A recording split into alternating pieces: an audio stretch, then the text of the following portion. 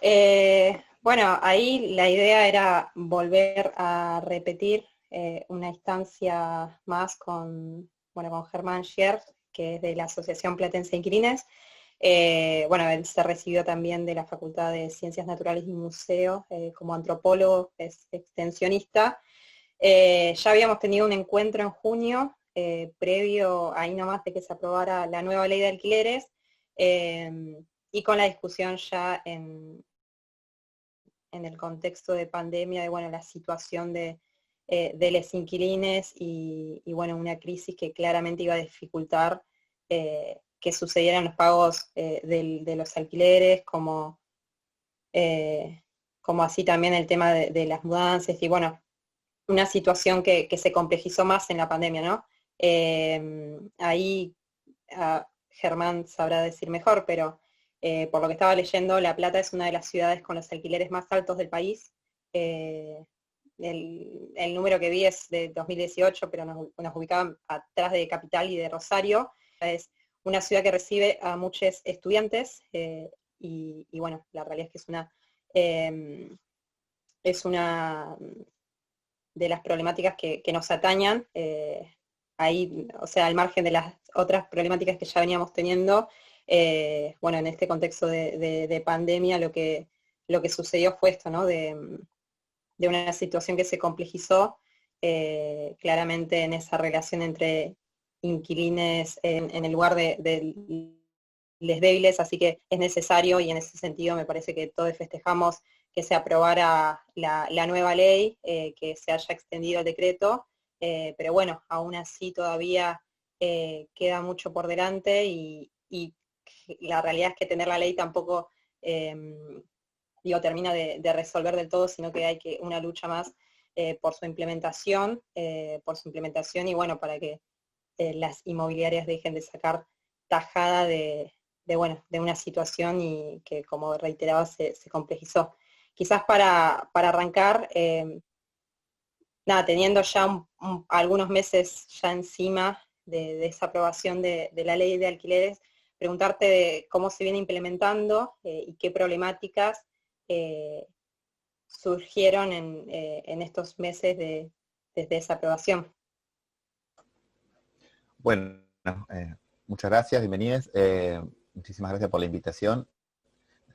Bueno, eh, para ponernos un poco en contexto, la verdad que estos meses han sido bastante rápidos, vertiginosos sería la palabra, en la temática de la vivienda en general y en general así, toda la situación del país, pero se aprobaron dos proyectos, sea uno es el decreto y el otro es la ley de alquileres, que vienen a realmente a plantear diferentes reglas de juego en un espacio que históricamente, principalmente a partir de la dictadura militar, nunca fue regulado y con consecuencias sociales gravísimas, que ya son estructurales. O sea, vos dabas datos de la ciudad de La Plata. La ciudad de La Plata es uno de los partidos que más se construyó en la Argentina, es uno de los que más invirtió en términos de construcción de vivienda especulativa, no vivienda social, y irónicamente tiene los alquileres más caros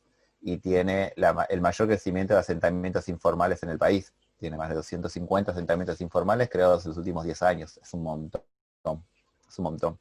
Entonces, no es casual esa relación entre una liberación del mercado y por el otro lado, unas consecuencias sociales bastante graves.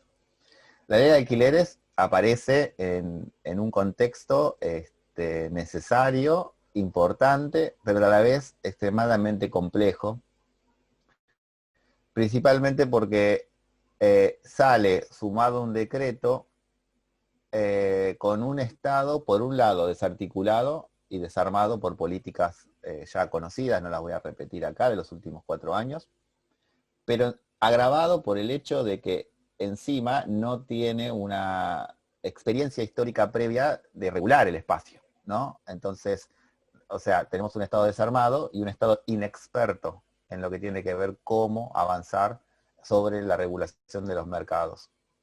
En esto me refiero a desde recursos humanos, áreas de oficina y un marco adecuado para agarrar y encarar la problemática, que no sea la judicialización o que no sea las formas en que el mercado suele imponer la manera de solucionar estos temas. Entonces, ¿con qué nos encontramos ante tu primera pregunta? Las organizaciones. Nos encontramos con una clara estrategia corporativa del sector inmobiliario, sean propietarios, inmobiliarias, intermediarios, etcétera, que claramente buscan boicotear la aplicación de la ley a partir de diferentes mecanismos. Algunos son casi todos ilegales, obviamente, pero algunos están disfrazados de profesionalismo, en la búsqueda de espacios grises, y después el clásico proceso de que nosotros conocemos como aprietes, o sea, constantes diarios y constantes avances sobre la comodidad de las personas, con llamadas, encuentros. No sé si alguno puede levantar la mano, pero si alguno tuvo que renovar en estos meses, si tuvo que renovar en este mes, este último mes, justo antes de que el decreto se extendiera, la cantidad de llamados que habrá recibido de la inmobiliaria para que renovara habría sido seguramente inmensa. O sea, entonces lo que vos encontrás es un aparato, un sector corporizado con el que es diverso, pero que a la vez tiene claro de que la ley no sirve, no tiene que funcionar y que hace lo posible por evitarla en ese sentido, amparándose en una clara, muy clara, total desorganización del Estado para llevar adelante esto. O sea, nosotros, lo voy a decir horriblemente en criollo, pero la gente termina volviendo, nosotros los derivamos a los espacios del Estado que están empezando a funcionar y la gente vuelve a nosotros porque el Estado no le termina de dar una respuesta adecuada. ¿Cuál es la respuesta adecuada? La respuesta adecuada es salir del asesoramiento te digo qué hay que hacer y empezar a ir y estar donde el inquilino necesita que estén. O sea, porque hoy en día la realidad es que el inquilino se enfrenta a situaciones de violencia constantes, situaciones de apriete, situaciones de amenazas de desalojo, de caerles en la casa, de llamadas constantes, de amenazas a las garantías, si es lo que existe, o la peor, que es la coerción económica, la de decirte, bueno, si te tienes al decreto, yo te voy a aumentar 70% cuando renovemos, o ahora te voy a cobrar todo lo que te voy a cobrar, ahora es solo un depósito, bueno, en vez de hacerte pagar un pagaré, te voy a pedir que me lo des todo en efectivo. O sea, son como todas acciones que lo que buscan es, a la vez, jugar un discurso medio perverso para echar la culpa a la ley, de que el problema es la ley y no la lógica del sector. Me parece que ese es un desafío inmenso. Nosotros vemos con muchísima preocupación, ya lo hemos planteado, la inacción del Estado. Recordemos que el decreto salió una semana antes de que finalizara, eso fue terrible, o sea, para la gente era desesperante esperar el momento, nos llamaban todos los días y sabían qué pasaba con el decreto. Lamentablemente muchos inquilinos firmaron cosas antes del decreto, eso fue terrible. Nosotros decíamos, esperá, pero dice, si no sale, ¿qué hago? Aceptaban, y ese tipo de situaciones me parece que es preocupante porque está haciendo que la ley se transforme en letra muerta y principalmente sea usado como espada contra los mismos inquilinos, ¿no? Como diciendo, bueno, ahora esta ley es peor, retrotrae la oferta, es peor para el mercado, es peor, le dijimos que iba a ser peor para ustedes, es como que te golpean la cabeza y bueno, a la vez te quieren vender la aspirina. Entonces, es muy preocupante esa situación, que requiere no solo la intervención del Estado, sino que ya ahora requiere una práctica profesional por parte del Estado para que comience realmente a actuar como tiene que actuar. Es un gran desafío, es un gran desafío. No somos muchos, así que también propongo de que podemos ir trabajando estas temáticas a partir de las experiencias y dudas que hayan tenido. Entonces, también quiero invitar eso para que no sea un monólogo mío, pero si Sí, alguno de ustedes quiere comentar su situación en relación a lo que ha pasado justamente este último mes en el proceso de cambio y extensión del decreto, me parece que también es un buen momento para usarlo como disparador para la charla. sí, con eso, bueno, en lo personal, como inquilina, el decreto al menos ha contenido, digamos, mucho la situación, porque en verdad esto, ¿no? Como que no solamente pasa por el desalojo o el contrato, sino también que a veces los pagos que uno puede efectuar no son en los tiempos que son habitualmente porque los ingresos no entran de la manera en la que entran habitualmente. Entonces ahí quizás uno de los puntos que en lo personal más nos han parado, digamos, al menos acá en la casa, es también el tema de los intereses, de esto, no tener que no te puedan como amedrentar porque no pagaste al día. Esas cuestiones, digamos, que capaz no están tan visibilizadas, pero que en el cotidiano de los inquilines como que cambian un montón. Bueno, incluso hay una compañera que no pudo venir porque estaba dando clase y me pidió que preguntara algo con esto del decreto, que justo lo decías, y es que, bueno, esto, ¿no? Ella me decía, bueno, nosotras teníamos un contrato que pasó el primer año y ahora, bueno, entraba el segundo año y como que no sabían si el precio se mantenía igual, y si se mantenía igual, ¿qué pasaba con esa diferencia? Como que decían que andaba corriendo como el rumor de que se le iban a cobrar después en intereses. Tenían como esa duda, digamos, si eso era así, si le podían cobrar el aumento, el aumento a posterior de que finalizara el decreto, digamos. Sí, el decreto no condena deuda, o sea, no perdona deuda, lo que hace el decreto es patear la deuda para más adelante. Por ende, la diferencia que tenía que pagar tu compañera sobre esa diferencia de aumento de alquiler la va a tener que pagar, pero se paga sin intereses y en cuotas. Esa es una parte no muy buena del decreto, creo yo, porque eso funcionaría con un plan de pago, creo, me parece, y con un plan de financiamiento para los inquilinos. Porque recordemos que los aumentos anuales para las personas, para los inquilinos, andan en el orden del 25, con suerte, a 30%. O sea, en 5 o 6 meses es una deuda bastante alta, puede llegar a ser. Estamos hablando de casi 30.000, 50.000 pesos, puede llegar a ser tranquilamente esa diferencia acumulada, que no es tampoco tan fácil volverla a pagar en 6 cuotas o 3 cuotas, como tiene el costo. Entonces, lo que sí se puede optar, que el decreto lo permite, es en formas de pago diferentes, pero que no pueden ser peores o más perjudiciales de lo que plantea el decreto. Con esto quiero decir que vos, por ejemplo, puedes decirle, está bien, no te pago el aumento, no sé, voy a un ejemplo medio burdo, pero de 10.000 pasaba a 15.000, ok. No te voy a pagar 15.000, pero te pago 12.000, por ejemplo. Entonces la diferencia que me queda, el pago parcial, sí te lo devuelvo y no es tan grave el aumento, ¿se entiende? Sí. Recordemos que el decreto es de emergencia y bueno, realmente no creo que la situación mejore tan rápidamente como para que, porque además pensar que tu amiga no solo se va a quedar con esa deuda acumulada, sino que además se va a quedar con la renovación del contrato y el nuevo valor del alquiler. Por ende, ahí se está también entrando en una situación. A nosotros no, cuando se planteó ese punto, nosotros planteamos de que no era adecuado, para nosotros el congelamiento tenía que darse y no te tendría que dar. Caso diferente ocurrió con los que, de alguna manera, los que tuvieron más suerte fueron a los que se les venció el contrato, ¿no? Claro. A los que en abril se les venció el contrato porque ahí directamente el precio quedó congelado, va a estar congelado hasta el 31 de enero y esos no pagan diferencia, aunque algunos han intentado cobrarle la diferencia en la idea de que supuestamente como tenían que renovar, también te cobra una diferencia. Eso lo hemos recibido muchas consultas de, esta fue una trampita bastante utilizada, que es importante desarmar, ¿no? Pero las deudas no se perdonan. Sí, es sin intereses. La única que tiene interés es cuando hay falta de pago completa. O sea, cuando ya no pagaste el alquiler. Claro, sí. Ahí va. ¿Y qué otros, así como problemáticas en torno al decreto o trampitas, digamos, han visto desde la asociación? Crearon la figura de prórroga. Entonces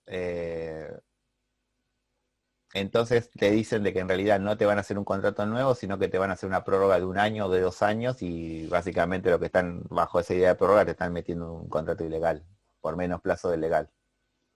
Esa es una práctica que ha sido normal, no es ningún invento.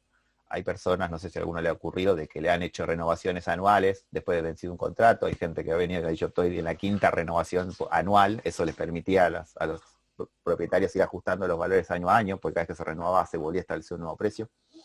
Y esa misma lógica se utilizó para esto. O sea, les dicen a los inquilinos, te ofrezco un contrato, una prórroga de 1 año, de 2 años, y te cobro tanto, y te pongo este valor, que ya sabes cuál es, o te cobro 3 y te voy a cobrar mucho más de honorarios, y a la vez no vas a saber cuánto te voy a cobrar, ¿viste? Empiezan a conjugarte con incertidumbre. Y a otros directamente le dicen, o aceptás esto de un año o no te alquilo, o no te renuevo, o sea, directamente. Claro. Ahí es, digamos, un problema difícil de solucionar porque el inquilino no se ve entre la disyuntiva, obviamente, de la calle o de aceptar las condiciones.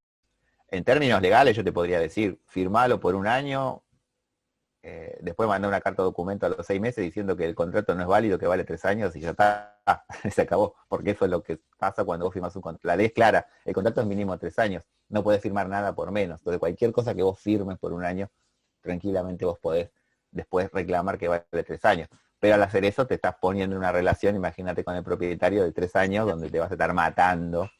O Muy sea, poco te van a... cómoda. O sea, una relación de poder, digamos, que no, va, al menos como inquilina, a mí también me pasa eso, como que llega un punto de decir, bueno, o sea, lo cual también es un bajón porque entendiendo que hay herramientas, ¿no? O que deberíamos poder conocer las herramientas que tenemos al menos para el acceso a la vivienda digna, ¿no?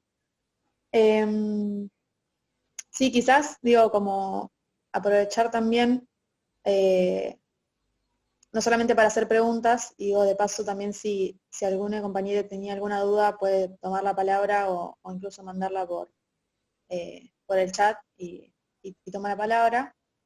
También lo que nos gustaría era como charlar un poco la situación de que se da ahora en La Plata, ¿no? Digo, con lo que se está reclamando en torno a la Oficina Municipal de Inquilines y Consorcistas. También comentar un poco como qué sería esa oficina, cuándo se creó, qué funciones tendría, también en el marco de todos estos reclamos que estamos llevando adelante, ¿no? Como inquilines. Ujú. Voy a tomar lo último que dijiste. Eh, Cuando vos dijiste que, bueno, deberíamos saber, tenemos esas herramientas, hay que saberlas.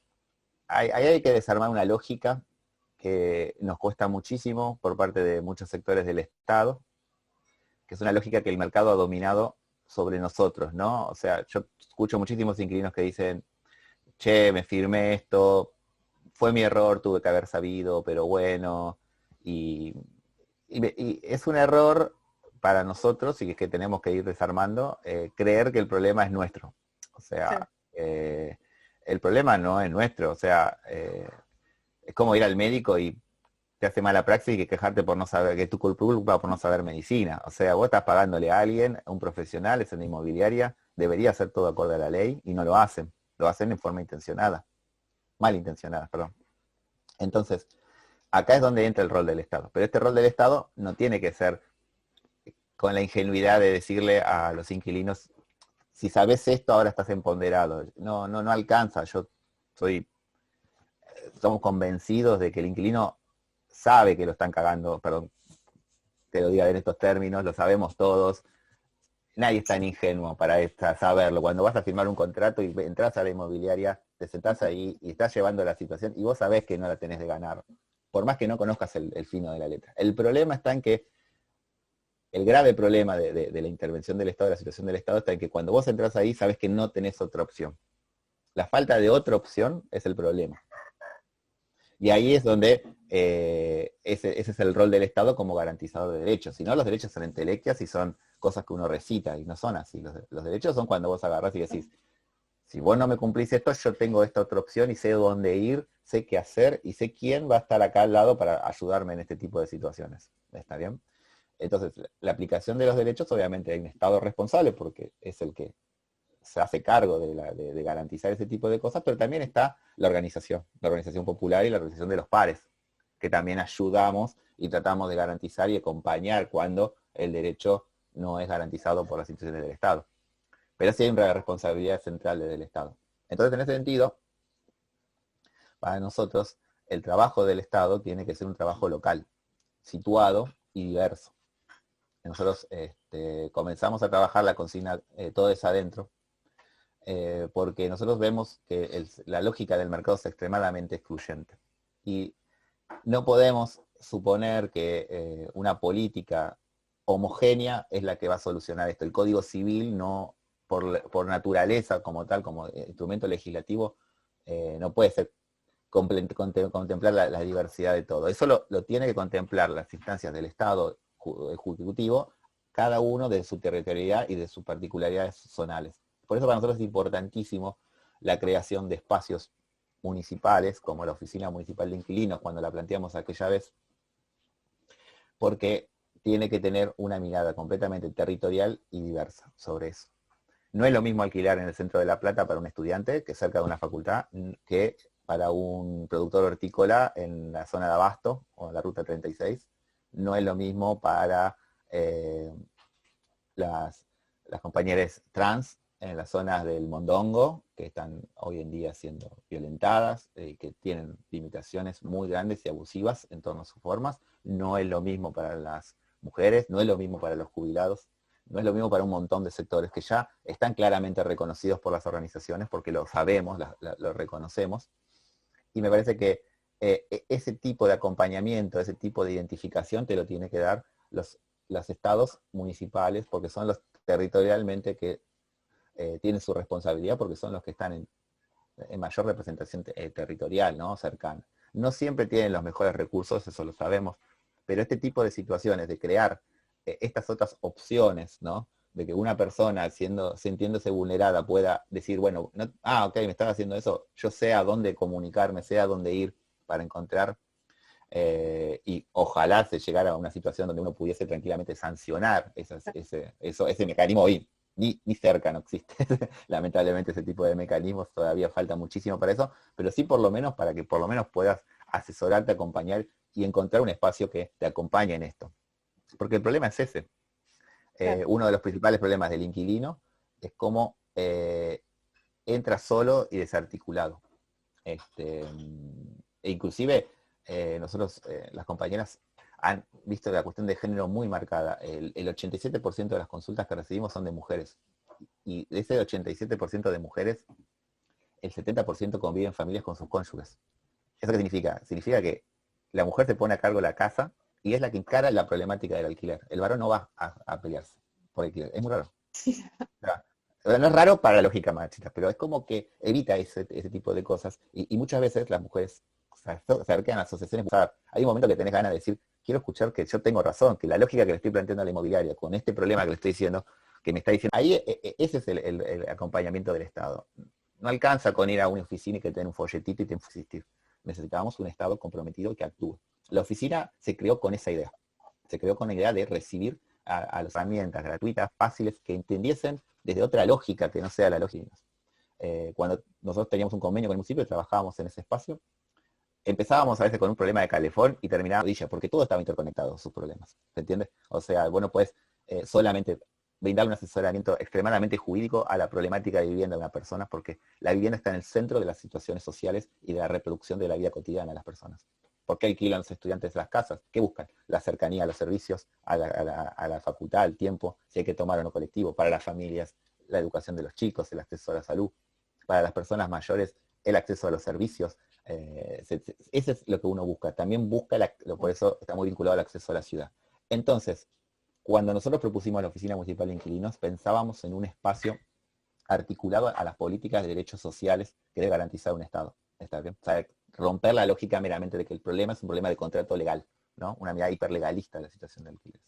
El problema es que cuando intervenimos como Estado, nos encontramos que nos estamos metiendo en acciones de un sector que es el mercado inmobiliario y sus intermediarios, que son las inmobiliarias oficiales. Pero no son los únicos actores, hay millones de actores diferentes, complejos y en pugna por eso. Por ende, ahí se vio la principal complicidad del Estado. El Estado no es que no está, sino que decide correrse a un costado y dejar eso en beneficio de esto. Obviamente con sus propios beneficios. O sea, los actores del Estado que dejan de lado ese rol, en realidad es porque obtienen beneficios por otros lados, no necesariamente vinculados a la corrupción, porque es el más fácil para algunos se le ocurriría, sino que tiene que ver con reglas implícitas de poder que hay por el manejo del acceso urbano, por así decirlo.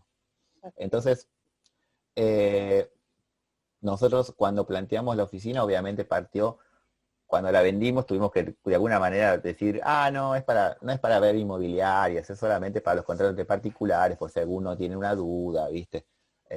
Querían ponerle oficina de inquilinos y propietarios como para que mostrar que somos todos iguales y nos vamos a arreglar, la peleamos y logramos que sea solo para inquilinos. Después cuando entramos salimos con los tapones de punta, pero ahí fue el problema, porque ahí empezamos a encontrar toda esta particularidad. Y una de las cosas que más nos brinda este tipo de espacios es conocer la trama en la cual las relaciones de poder se dan, en qué particularidades se dan. Que me parece que es muy común, y vuelvo a lo que vos planteaste anteriormente. Si yo te digo, sí, tu contrato no vale 1 año, vale 3, mandé una carta de documento, y esa es mi respuesta hiperlegalista, y esa yo te diría es el Estado interviniendo, yo te estoy básicamente dando una gomera para salir a la guerra y te estoy exponiendo a perderla, a que después de que le pegaste el gomerazo en la frente a la inmobiliaria, el tipo te devuelva con intereses ese golpe, que es lo que hacen. Los que se han peleado con la inmobiliaria saben lo que significa pelearse con la inmobiliaria. O si alguna vez te hiciste el peleársela antes de firmar el contrato, sabes que cuando vuelvas no vas a tener esa propiedad. O sea, y ese es el punto en donde el Estado tiene que estar. O sea, tiene que entender, comprender esa trama, reconocerla, tener los recursos suficientes para estudiarla, recopilar información, y de esa manera ir desarmando todo eso que está tapado por un manto de simplismo del mercado. O de buenas intencionalidades, como diciendo, sí, es una cuestión de juntar a las partes, charlar y todos felices. No es una cuestión solamente de eso. Por eso no podemos pensar la problemática de los alquileres ajena a la violencia. O sea, la violencia es el concepto central y es el concepto que hay que desarmarlo como tal, ¿no? Y ponerlo en evidencia. No sé si alguno ha tenido una anécdota de ese estilo, ¿no? O sea, donde sabes que no es tu derecho, pero no te quedó otra que firmarlo o aceptarlo. Sí, yo creo que es bastante interesante este planteo de tratar de ponerlo en términos colectivos, ¿no? De hecho, cuando te hice la consulta también era como si firmamos el contrato en estas condiciones. Y que claramente cuesta un montón, ¿no? Desarmar una lógica que, bueno, que se viene implantando hace décadas y como bien explicabas al principio, el Estado ha dejado en manos del mercado y sabemos muy bien con qué reglas se maneja. Sobre todo, digo, incluso viendo las últimas problemáticas que están surgiendo ahora, como la toma de tierras, este negocio inmobiliario que se estaba planteando en Capital, me parece que estamos cotidianamente ante la presencia de situaciones que nos marcan la necesidad de si queremos un proyecto que se ponga, un proyecto de país que se ponga del lado del pueblo, necesariamente tiene que generar esas herramientas para respaldarnos. Ahí una compañera había pedido la palabra, así que no sé si quiere intervenir. Hola, sí, perdón. No activo la cámara porque sospecho que se me va a trabar todo por problemas de wifi. Bueno, nada, acá estamos escuchando con la Vina porque somos las dos inquilinas del mismo espacio. Pensaba un poco si una termina accediendo a cosas que sabe que no están bien porque, no sé, o por lo menos a mí, buscar alquiler en La Plata fue buscar una semana totalmente enloquecida, llamando acá para allá, yendo a todos los lugares y viendo cuál te cierra en precio, en espacio, en tiempo y bueno, en todo lo que implica. Y terminás cerrando contratos con personas que tal vez no, que te das cuenta que te están cagando básicamente, pero que bueno, no te queda otra que aceptar porque necesitas un techo. Mi duda era, perdón la ignorancia, si una firma un contrato por particular y no por inmobiliaria, si la ley de alquileres también entra en vigencia en ese sentido. Sí. Un contrato puede ser hasta de palabra. O sea, cualquier situación en donde vos entres y digas, che, te alquilo el lugarcito, déjame 100 pesos todos los meses, ya es un contrato de alquiler para la ley. Y es legal y requiere cubrirlo. Que después la ley diga que hay que ponerlo por escrito, porque eso te da seguridad jurídica, la realidad es que si está por escrito son reglas más claras, mucho más cómodo.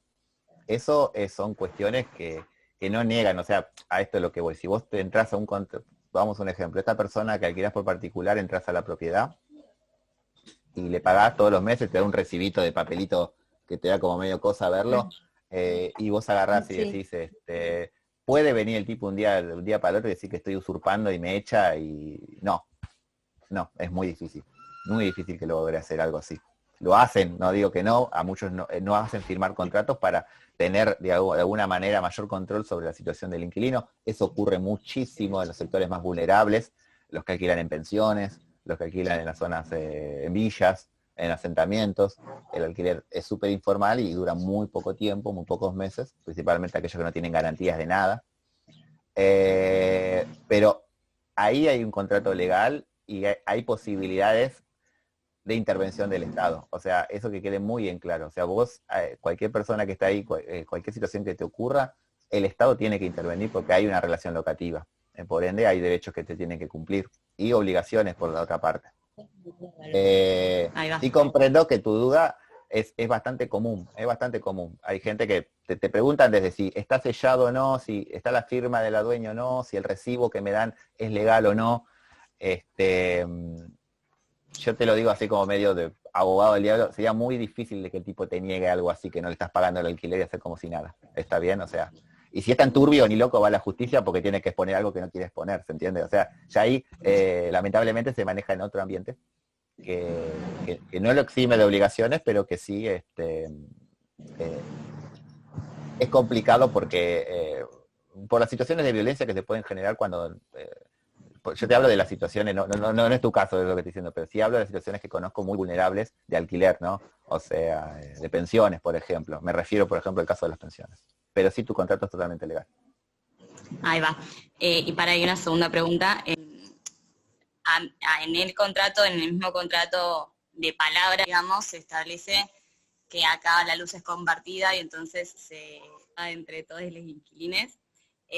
Pero después lo que sucede en la pandemia y todo, yo no habitaba el departamento hasta que volví a La Plata y es como, bueno, tenés que pagar los meses de abril, mayo, junio, julio de luz que no estuve y son 1.500 pesos y no tenés ninguna factura ni nada que diga que esto es lo que tenés que pagar y que está bien, digamos. Ahí falta control del Estado. ¿Por qué? Porque no hay un control sobre las viviendas que se ponen en alquiler. No es que hay un ente que uno registra la propiedad y esa propiedad tiene que estar en todas las condiciones adecuadas. ¿Está bien? Obviamente, aprovechando la falta de regulación y la necesidad de vivienda, este tipo de espacios como que estás vos proliferan muchísimo en la ciudad. Proliferan mucho. Y tienen este gran problema. Que encima lo peor de todo es que no es porque vos digas, voy ahí porque soy pobre. Pasa en un edificio nuevo que tiene luz de obra. No sé si alguno alquiló acá en un edificio, o tiene algún conocido que alquiló en un edificio nuevo a estrenar, se metió ahí pensando que iba a ser cero problema, y te encontraste que tenés luz de obra y estás pagando entre todos los inquilinos, y se matan entre los inquilinos porque uno tiene splitter, el otro no, y yo no gasto tanto. Pero la realidad es que ahí hubo un control sobre la situación de qué se está poniendo en alquiler. La falta de regulación y la falta de control es un mercado y obviamente un sector que es difícil de acceso, que son las mejores propiedades, fomenta este tipo de espacios como el tuyo. ¿Hay posibilidades de reclamo? Por supuesto, por supuesto. También, nuevamente, se puede reclamar al propietario la regulación de todo eso. Ahora, si a mí me preguntas realmente cuál es la mejor manera, con todos los inquilinos organizados ahí adentro, porque si estás sola... Nosotros lo que hacemos es, a veces generábamos reuniones en los edificios con luz de obra entre todos los inquilinos y hacíamos reclamos en conjunto con las diferentes demandas a los diferentes espacios. Lo que hay que hacer ahí, lo que nosotros hacíamos era presionar no solo al propietario, sino al Estado a que haga algo, porque la realidad es que vas al Estado y te pasan la pelota. Yo no puedo hacer nada, bueno, entonces, ¿quién hace algo ahí? En este caso, obviamente siempre está la contrapartida. La contrapartida es qué tan dispuestos están los inquilinos que están ahí, que son muchos en situaciones vulnerables, de meterse en algo así cuando sabes que puedes terminar en... Porque vos lo dijiste, querés vivir tranquila, o sea, eso es lo que vos querés, ¿no? O sea, querés un lugar donde puedas estar cómoda, puedas seguir estudiando, trabajando o haciendo otras actividades que vos querés. Meterse en este tipo de cuestiones son complejas, son bastante complejas.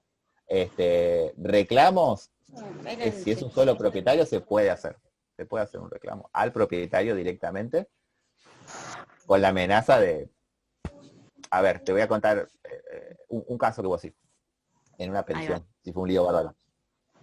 Lo que nosotros hicimos fue un reclamo al propietario y luego a DELAP. Pero DELAP quería sacar el medidor y dejarlo todo sin luz. Entonces tuvimos que a la par denunciar a DELAP a través del Ente Nacional de Regulación para que no lo haga y le garantice la continuidad de la luz. Al final el acuerdo que se llegó a través de la mediación fue que lo que le dijo DELAP fue, bueno, no cortó la luz porque hay gente viviendo ahí, no es su culpa, pero se llegó a un sistema de acuerdo sobre el uso de los... El propietario terminó aceptando usar medidores individuales de consumo de eléctrico para cada unidad habitacional, ¿se entiende? Con la promesa de regularizar la situación. No sé si lo hizo o no, porque se armó un lío bárbaro, pero comprendo que hoy, si a mí me preguntas, ¿hay un espacio que yo te digo, anda acá y vas a obtener una solución? No, no lo vas a obtener. Realmente ahí es lo que, volvemos a la primera parte de lo que dije, ahí hay un Estado totalmente inepto y que no sabe cómo responder ante esto. Con los servicios es muy clásico, con el gas, ¿no? Que se comparte esas cosas. Porque vos decís, llamo a Gamusi. No llame porque te cortan el gas y no lo volvés a habilitar nunca más con la cantidad de inversión que hay que hacer. Es carísimo hacer ese tipo de inversiones y no las hacen los propietarios. Obviamente no las van a hacer. Claro, ahí va. Sí, yo había pensado y lo que le dije a quien me alquila fue eso de que teníamos que llegar a un acuerdo, digamos, entre ambos sobre un precio un poco más conveniente, que no sea 1.500 pesos por tener una heladera enchufada solamente, pero que si no era eso, o sea, llamar a ELAP. De hecho yo me comuniqué con ELAP y nos dijeron esto mismo, de que sí, está conectada con luz de obra, no está habilitado todavía el espacio con la luz normal. De hecho te llega más plata porque la luz de obra es más cara. Sí. Y entonces estamos ahí, digamos, en resolverlo o no resolverlo. Pasa que hoy cayó como, bueno, 27.000 pesos tenés que pagarme porque me des todos estos meses de luz, más este alquiler y este otro alquiler, y fíjate cómo lo haces, y vengo el martes y me lo pasas. Es como difícil de resolver. Te comprendo. Yo te recomiendo, si querés, vamos a dejar el contacto de la asociación y lo charlamos más cómodo. ¿Está bien? Porque sí, tal vez podríamos ver una intervención de la Defensoría del Pueblo articulado con el Ente Nacional de Regulación de Energía Eléctrica. Mi recomendación es no vayas a las distribuidoras, o sea, tanto Camusi como Edelab, ellos te cortan, ¿entendés? No te preocupan si adentro tenés la insulina en la heladera, o sea, no les va a importar eso. Pero sí hoy los entes no pueden llegar a tener otro rol y con el marco de la Defensoría tal vez podamos llegar a un acuerdo o ver cómo puede asesorarte. Así que en ese caso, por lo que me acabas de decir, capaz que lo podemos charlar después, más tranquilo. Ahí va, sí, dale. Muchas gracias. No, por favor. Voy a pasar el WhatsApp de la asociación en el chat. Dale, gracias. Ahí, digo, también pensando ahora cuando comentaban esta cuestión de los servicios, digo que los servicios o la regulación de los servicios también es todo un tema y está atado a la vivienda, así que claramente se complejiza aún más y bueno, hay un montón de aristas, me parece, que hacen a la cuestión del desinquilines y que bueno, que cuesta mucho debatir esa idea de que la vivienda es un derecho básico, es un derecho humano y aún así eso está librado a reglas que juegan en contra de nosotros. Con respecto a esta cuestión del decreto y cómo se fue sucediendo durante estos meses, ahí, bueno, una de las cuestiones a las que hacía referencia y por una cuestión de la pandemia y la necesidad de cumplir con el aislamiento,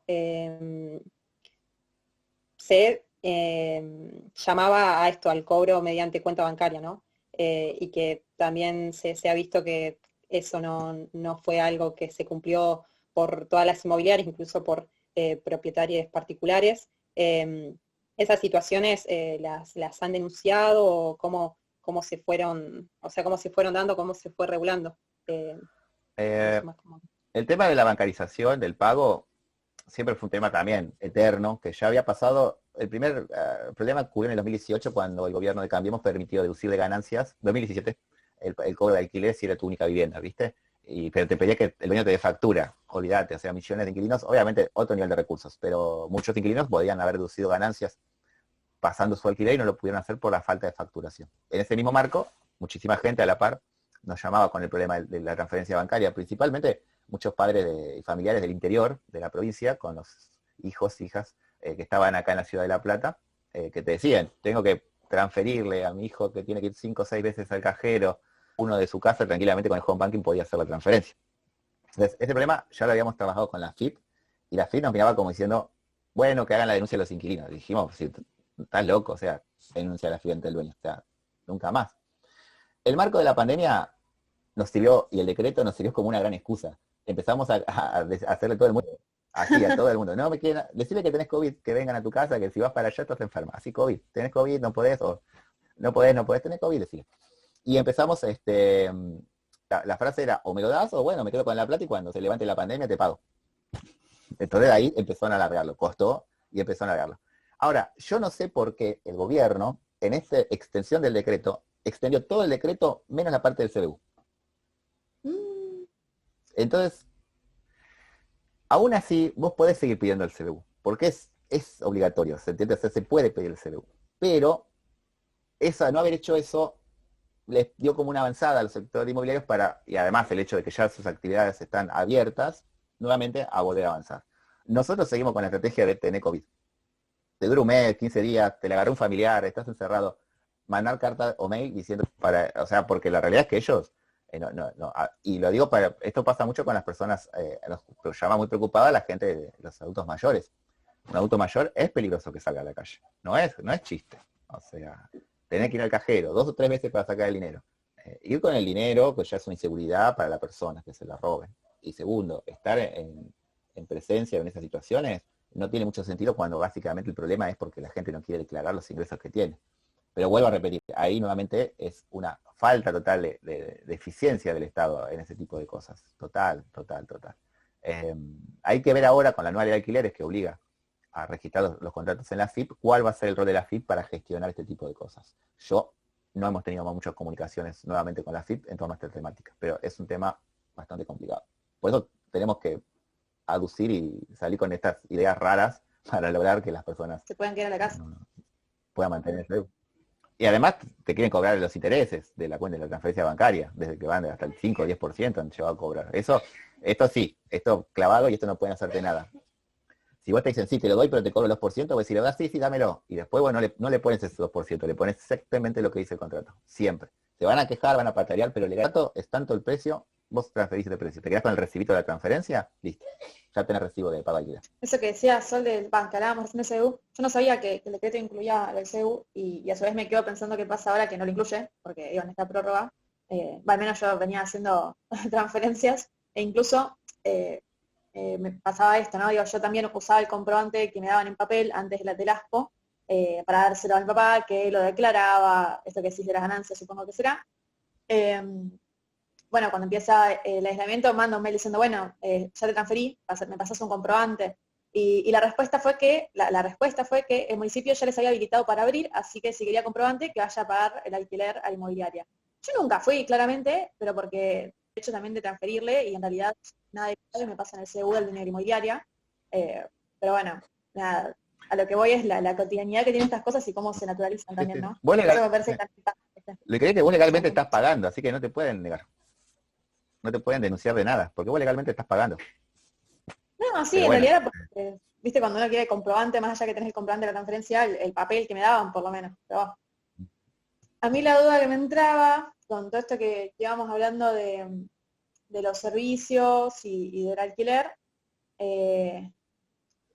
o sea, nosotras acá como inquilinas en sí con el alquiler no tenemos tantas problemáticas, pero sí una problemática y que no sabemos si hay algo que lo regula efectivamente, es el tema de las expensas, que mes a mes aumentan y no sabemos ya de dónde, por qué, pero aumentan a un nivel de que ocupan, yo creo que un tercio de lo que el alquiler más o menos. Es carísimo, o sea, va de 2.600 a un mes pagar, al mes siguiente 2.900 pesos, como decir, así, en un edificio donde realmente no sabes, o sea, yo tengo un agujero en la puerta de mi casa, como que no, como que hay cosas que no, No cierra. no se mantienen, claro, un edificio viejo, no tenés los planos del gas, no tenés nada para hacer ningún tipo de arreglo, demás. Si hay algo que regule eso, digamos. Sí, pero a la vez como todo. Es un lío. Lo voy a explicar lo más claramente posible, porque es un lío, expensas. Es un lío. Las expensas son un servicio que se traslada al inquilino por contrato. ¿Está bien? O sea, pero de alguna manera son obligación del dueño. Lamentablemente la nueva ley de alquileres terminó oficializando ese pasaje. ¿Pero por qué? Porque pasaba un problema similar a los tuyos, que acabas de nombrar, ¿no? Que aumenta mucho. Las expensas pasaron de representar entre el 7 y el 10% según otros registros en el 2010 del precio del alquiler, a representar a hoy el 25 al 27% del precio del alquiler. O sea, lo que vos estás diciendo es algo que pasa. ¿Cuándo se da el gran salto? Estadísticamente, si vos ves el desarrollo de la curva, por así decirlo, se da con la liberación de los precios de los servicios que hizo el gobierno de Macri. Ahí se fue todo el joraca. O sea, cuando se aumenta la luz, aumenta el gas, se aumenta todo eso, se disparan las expensas. Sumado, y ahí eso es por un lado. Por el otro lado, se da un segundo proceso que ya venía de antes, que es que la inflación, que aumentó los costos de mantenimiento de las cosas, ¿no? O sea, de arreglos y ese tipo de cosas, empezó a llevar a los propietarios a trasladar eso a las expensas, a los administradores cómo hacer. En el 2015, cuando se modifica el código, no, antes pero fue por ahí la modificación del Código Civil, la anterior, en el gobierno de Kirchner, de Cristina, ahí las cámaras de administradores de consorcio logran un cambio que beneficioso para su trabajo, pero terrible para nosotros, que es que muchos gastos de arreglos y mantenimientos comunes que antes pasaban como extraordinarias, pasan a ordinarias. ¿Está bien? Y como a vos por contrato tomabas las de ordinarias, de chapa te llenaban de esos gastos que correspondían al propietario para que los pagues vos. ¿Está bien? Ahí eso fue un lío bárbaro. Legalmente no te correspondía, pero administrativamente, en la forma que estaban liquidadas, era engorroso reclamarlas, porque vos no le podías reclamar al administrador porque el tipo liquidó bien.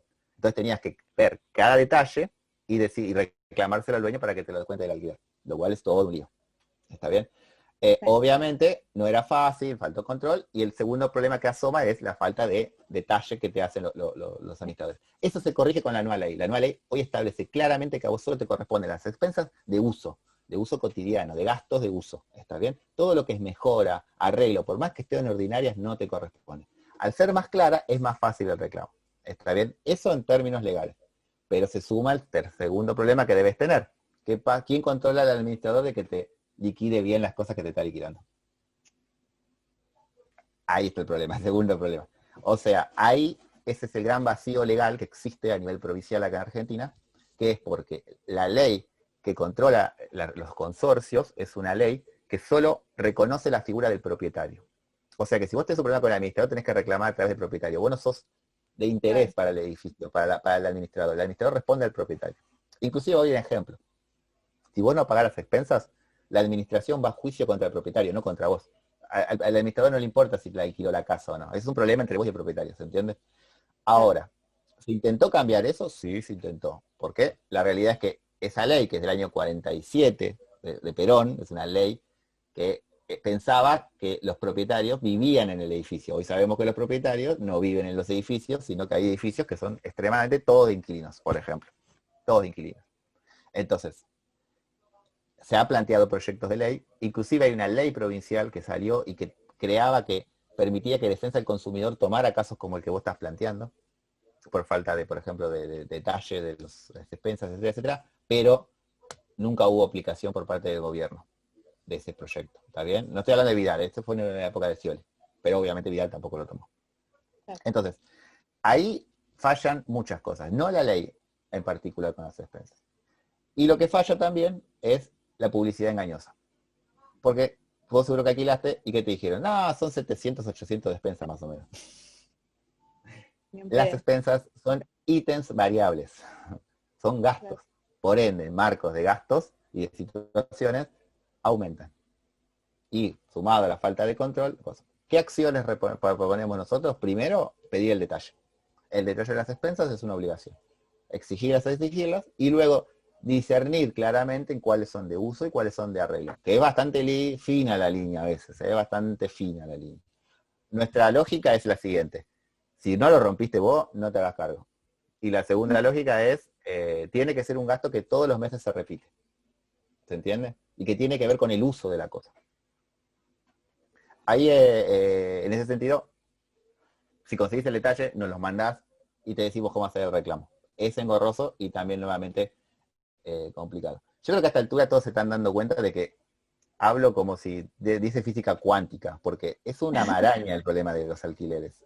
Y todo esto que yo te estoy explicando nos llevó muchísimo tiempo desnudarlo, porque no hay una uniformidad en todo esto. Es todo una maraña de cosas, de muchos agentes que meten manos, encima en esto los martilleros pueden ser que te alquilan, te cobran a vos, pueden administrar el inmueble y a la vez pueden ser administradores de consorcio. Hay edificios que son, la inmobiliaria es el dueño, el que te la alquiló, el que te cobró por alquilarte y a la vez te administra el consorcio. Es como un país aparte.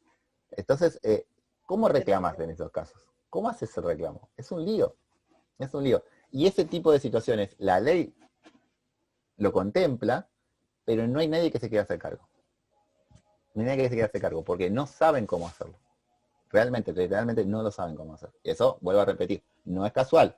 Es un mercado que ha copado un sector y que ha logrado imponer su lógica en a cómo debe funcionar el Estado. Por eso uno lo escucha a los sectores inmobiliarios con el tema de las leyes. No se metan, esto no sirve, ustedes no estén acá. O sea, ellos, su frase de cabecera es no se metan. Por este tipo de cuestiones que yo estoy contando, ¿no? No sé si alguna otra compañera tenía alguna duda. No, ahí capaz para también volviendo un poco a la cuestión del decreto y evaluando que claramente no, digo, va a ser una crisis que se va a extender en el tiempo, si están evaluando, no sé, una posible extensión en enero o cómo vislumbran ese escenario después de que el decreto deje de funcionar o qué problemáticas creen que van a surgir o eso, cómo irse preparando también a ese escenario. Nosotros estamos muy preocupados, muy preocupados, muy preocupados. Muy preocupados porque yo me imagino imagínate una situación de, vamos a hacer este ejemplo, ¿qué hubiese pasado si no se extendía el decreto? O sea, hoy octubre, todos ustedes como inquilinos tuviesen que haber encarado sus alquileres, esa situación. Piensen un segundo. Intereses, muchos. Intereses, aumentos, renovaciones. Y ni un mango. En enero no vamos a estar diferentes. No lo vamos a estar. Porque hay un problema económico que generó la pandemia y a la vez la crisis que ya venía arrastrando la Argentina. Y por el otro lado tenés un sector que no te va a contemplar estas cosas. Si hoy vos les prorrogaste el contrato, no es que después va a decir, che, ¿sabés que ahora 6 meses después me hicieron darme cuenta de que no, que era una locura lo que estoy haciendo? O sea, no te voy a cobrar tanto. No, te voy a cobrar más. Y encima voy a tratar de cobrarte lo que me faltó. Y si no, venís vos, andate, no me importa, me quedo con la casa vacía. Yo creo que el decreto, la extensión del decreto hoy es no se puede volver atrás. No se puede volver atrás. No si el gobierno quiere encarar una crisis inmensa. Una crisis social, una crisis de violencia. Y una crisis que es totalmente buscada y esperada por los sectores más concentrados.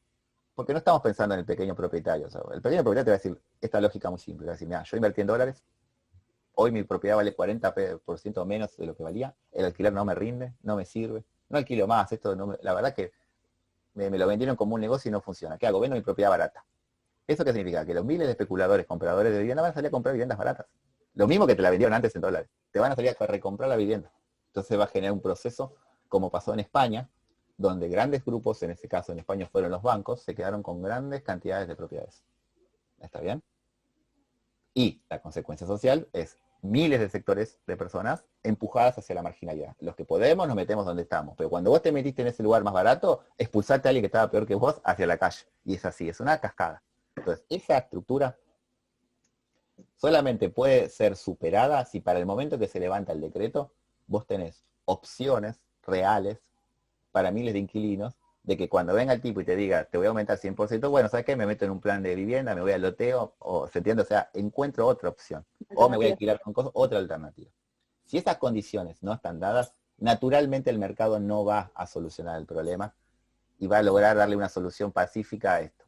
Hay sectores concentrados de la vivienda, vuelvo a repetir, que quieren que eso estalle, porque se da una oportunidad de negocio de comprar viviendas a muy bajo precio, con todos los dólares que tienen guardados donde nadie sabe, pero lo tienen.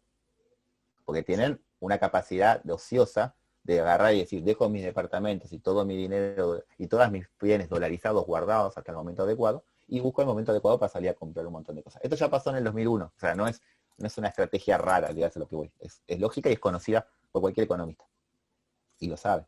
Pierden los pequeños propietarios y obviamente pierden la mayoría de los inquilinos y principalmente los sectores más vulnerables. Yo creo, yo no te diría, espero, no, hay que exigir como sector social de inquilinos la extensión continua del decreto hasta en tanto no estén dadas las condiciones que garanticen los derechos y nos sentemos realmente acá a definir que el problema no es una cuestión de entre propietarios e inquilinos, sino que el problema es el acceso a la tierra y a la vivienda en Argentina, ¿no? Discutamos. Yo cuando viene gente y dice, bueno, juntémonos a ver cómo vamos a hacer una mesa, me dicen, contra ustedes, las inmobiliarias y los propietarios para ver si llegamos a un acuerdo. No. ¿Y qué vamos a hablar? Y mecanismos de charla. No. Hablemos de la dolarización de la vivienda. Hablemos de la especulación. Hablemos de cómo ustedes blanquean todo el dinero y cómo todo ese dinero que va a ganar el fisco blanqueado se redirige a la vivienda social para los sectores más postergados. Hablemos de loteos sociales, hablemos de accesos igualitarios, hablemos de planes para sectores importantes, hablemos de realmente una reforma urbana y una forma diferente de habitar la ciudad y de pensar la ciudad. Pero eso no se está hablando. Entonces, mientras eso no se hable, yo creo que no, los inquilinos no podemos dejar de pedir la extensión del decreto. El decreto se tiene que sostener hasta en tanto esto esté garantizado o se empiece a ver señales de que el gobierno va a cambiar la lógica de acá. Si no, va a ser un desastre. Va a ser un desastre. Por eso nosotros estamos en una campaña que empezamos a hablar de inquilines, empezamos a hablar de la inclusión y de estar todos adentro, porque lo que nosotros vemos es esto que vengo diciendo desde el principio. Vemos un Estado desarticulado, un Estado que no está formado y adaptado a esto. Entonces, lamentablemente, como organizaciones, lo que nos queda es apelar a las redes de solidaridad entre todos los inquilinos, haciendo todo lo posible para que ninguno quede afuera. ¿Para qué? Para que, bueno, por lo menos, si no me ayuda el Estado, tengo a mi vecino que me ayude, que es inquilino como yo, y cuando vengan a golpearme la puerta para tratar de amenazarme, salgan los vecinos, como pasó en España. Los desahucios los frenaban entre los vecinos mismos que eran desahuciados. Entonces, ese es el eje, esa es la bandera que hoy tenemos que tener, para mí, el desarrollo de una red, el desarrollo de contención, de aguantarnos, sostenernos entre nosotros, ayudarnos como podamos, para evitar esto y mostrar de que si se levanta el decreto, y que ese sería el peor escenario para nosotros tenemos que estar acompañados y apostados en esto. No es un trabajo fácil, yo lo sé, porque requiere no solo el trabajo de los inquilinos en sí como individuos, sino de las organizaciones de todos los niveles, ¿no? O sea, es un desafío para las organizaciones estudiantiles en el marco de los estudiantes, para las organizaciones de mujeres, para las organizaciones sindicales principalmente, que los veo muy callados en el tema y deberían estar mucho más activos con el tema de los alquileres, para muchísimos sectores. Así que creo que hay que militar la permanencia en la vivienda, y el decreto es una herramienta que hoy, si la perdemos, es un lío. Y en 6 meses, no es mucho enero, 31 de enero son 4 meses, no es nada, es una carrera contra el reloj. Yo quiero creer, por las charlas que hemos tenido con la ministra de Vivienda, de Hábitat, que tiene claro eso, lo sabe. Pero no es un pequeño tema lo que estamos tratando. Perdón el panorama negro, pero lo vivimos todos los días. Las consultas son terribles. Hay desalojos, están ocurriendo, ocurren. Y la situación de presión que están pidiendo los inquilinos es grave y es doloroso. Porque no damos abasto, eso es lo que quiero decir como organización. No damos abasto. No sé si alguna otra compa tenía alguna duda, si no, podemos ir cerrando.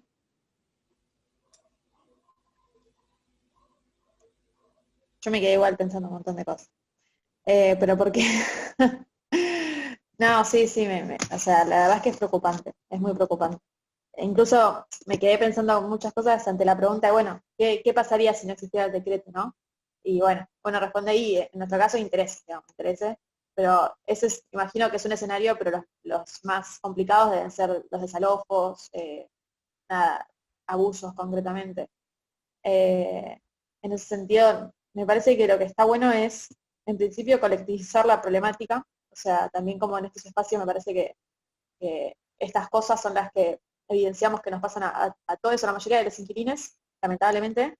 Y después lo que me pareció, o sea, muy importante de lo que decías es que no pasa solamente, o sea, es una cuestión también de colectivizarla, no echarse la culpa, digamos, como, ¿no? Esto, peleando nosotros contra el lobby inmobiliario o todo el sector, la concentración también de poder que tienen. Y bueno, y también exigir sí, exigir si se quiere aquellas alternativas que tenga que llevar adelante el Estado. Digo, ahí también el rol del Estado es fundamental. Sí, concretamente, porque si no hay como una correlación de fuerzas que no te da, digamos, o sea, nosotros como inquilines concretamente. Incluso, o sea, inquilines organizados, ¿no? Necesitaríamos como concretamente ese rol fuerte del Estado para poder hacer como ese contrapeso ante estos abusos. Pero bueno, me parece Nosotros, voy a decir algo re básico. Comenzamos a leer lo que hace o sea, cuando uno hace un análisis de la situación del Estado, por más que vos diga, vamos a hacerlo, pero bueno, yo te puedo decir tranquilamente de que el Estado no está preparado para esto que están haciendo. No digo de mala onda o como no me quiero poner liberal, ¿se entiende? Lo digo en el sentido de que charlo con ellos, me dicen qué ideas tienen y los miro y les digo, pero no, vos tenés que agarrar, levantar el asiento y ir a la casa de esa persona a evitar que la echen. Eso es lo que tenés. No, bueno, no, tenés que hacer eso. Tenés que entender este montón de cosas. Entonces, cuando tenés un Estado desarmado, a la vez una crisis económica galopante y a la vez una inexperiencia de agentes para llevar adelante ese tipo de cosas, y además a estados que directamente ni siquiera lo toman como política, hoy los inquilinos no nos queda otra que volver a las viejas redes de solidaridad entre nosotros para empezar a ayudarnos y darnos una mano. O sea, ¿cuántos de ustedes, cuando tuvieron un problema con el administrador de cosas, tocaron la puerta de sus vecinos y le empezaron a preguntar y a juntarse, aunque sea a charlar y decir, bueno, ¿qué problema estás teniendo? ¿Cómo lo podemos hacer? ¿Cómo nos podemos organizar entre los que somos de acá del barrio? ¿Cómo nos podemos organizar en nuestras facultades, en nuestras cuadras, en estos y otros espacios? Si no empezamos a ser inventivos por ese lado, la ayuda del Estado no va a venir de un día para el otro. Y el decreto vence en 3-4 meses. Entonces, es muy real la situación para los inquilinos en ese sentido, ¿no? Y si no, de última, tomar una decisión muy consciente, de decir, bueno, ¿puedo continuar alquilando? Es una decisión que es horrible de tomar, pero es la decisión que, por ejemplo, toman los miles de personas que han empezado a decidir tomar tierras porque prefieren salir a arriesgarse a un desalojo violento en toma de tierras, porque tienen muy en claro que no van a poder sostener una situación de alquiler, ni aún con el decreto. Entonces, la necesidad de volver a reestimular redes de solidaridad entre nosotros se vuelve crucial por la urgencia y por el análisis que hacemos nosotros como organizaciones. ¿Está bien? Eso es lo que nosotros tratamos de estimular y es nuestra campaña actual. Y yo creo que muchos que están acá presentes, que tal vez tienen trayectorias de militancia, tienen otras cosas, tenemos que ponerlos ahí como en el debate. No estoy diciendo armar una organización y toda la estructura, no estoy diciendo hacer otra acción. Estoy diciendo es, preocupémonos por lo menos si ves que la vecina de al lado es una mujer anciana que tiene un problema, bueno, ¿cómo la puedo dar una mano? ¿Cómo la puedo ayudar con el alquiler? tiene un problema, la maltratan, escuché esto, te ayuda, vi que no tiene agua, vi que le pasó esto, vi que le... Che, vos también tenés el problema de la luz, ¿qué podemos hacer? O sea, tenemos que volver a reintegrar todo ese tipo de cosas, porque sí, porque estamos en una situación crítica, grave, muy grave. Entonces, en general, no solo con los alquileres, digo yo, o sea, no lo estoy diciendo solo yo.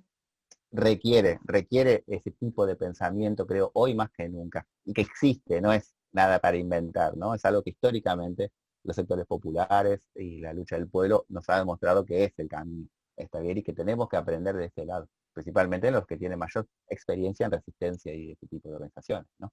Pero el Estado va a tardar un poquito en adaptarse a nuestras demandas. Denle tiempo, no va a ser fácil. No va a ser de un día para otro. Sí, tal cual. No de acá al 31 de enero. No, y esperemos que el 31 de enero no nos encontremos, bueno, la extensión claramente no va a ser un panorama muy alegre. Ahí capaz un punto de la nueva ley de alquileres que es esto de cómo se establece el precio con este nuevo índice, si eso ya está funcionando. Bueno, yo entiendo que una de las que también mencionabas de las excusas que pone, bueno, la ley, ahora me cobran más caro por la ley, o esto que decir que la culpa siempre va a la legislación o a esta ley que busca preservar derechos, pero nunca se pone el ojo en quiénes son los responsables y quiénes son quienes realmente ponen el precio. El índice está en funcionamiento, ya el Banco Central lo está poniendo, lo que pasa es que lo que vas a ver es un montón de numeritos que no están sumados, porque se está tomando desde el inicio de la ley, y recién cuando se cumple un año vas a tener el índice completo por un año. Que lo que tenés ahora son los valores parciales de este índice. Por el momento viene, obviamente, se viene arrastrando una inflación alta, y seguramente haya un pequeño disparo ahora cuando se terminen de cerrar las paritarias en ese índice, porque se suman. O sea, va a haber, tienen sus picos, está bien, entre inflación y paritarias y todo ese tipo de cuestiones. Pero si alguien tiene alguna duda sobre el índice, hay una noticia del portal Red Zona Prop, que no puede decir que es del lado de los inquilinos, que comparó los alquileres del 2018-2020, un contrato con el índice, sin el índice, con aumentos semestrales y anuales, y da que el más bajo es con el índice. Y estamos hablando de los años de mayor inflación en la Argentina, o sea, de 2018-2020, estamos hablando, cuando hubo 100 y pico de % de inflación. Entonces, es un índice interesante. Igual yo siempre digo, si el índice falla, en última instancia es ley y se puede cambiar por voto del pueblo y los representantes. No es lo mismo que el precio del mercado. Vos no tenés injerencia en el precio del mercado, esa es la realidad. Entonces, ese es un avance que no podemos retroceder en el índice.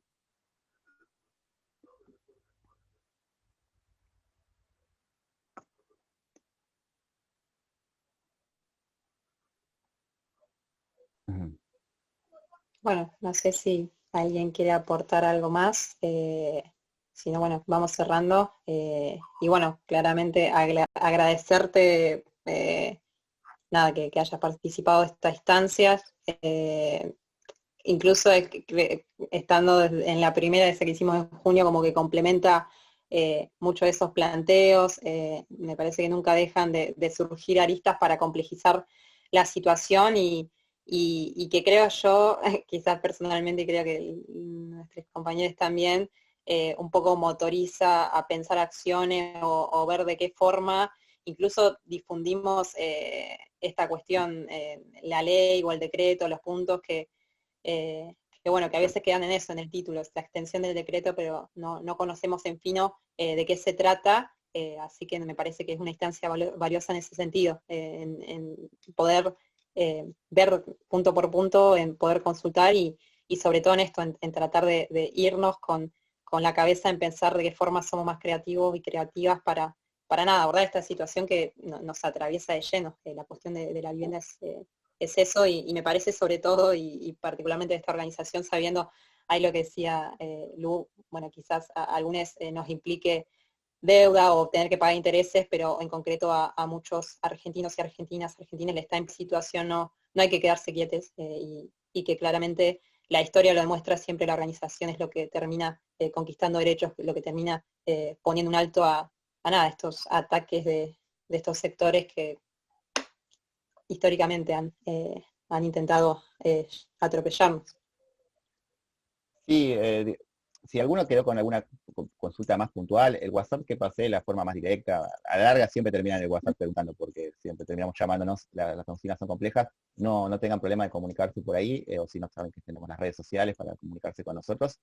Las cuestiones puntuales las podemos ir trabajando acá, pero sí quería dejar esta idea de lo que hoy estamos viendo nosotros. No todos tienen por qué verlo, nosotros como que venimos con esa cabeza laburando sobre eso, y ese es el panorama que tengan sobre lo que venimos haciendo y lo que podría llegar a pasar en todo esto. Y les agradezco muchísimo a todas ustedes Gracias, Germán. el espacio. Muchísimas gracias.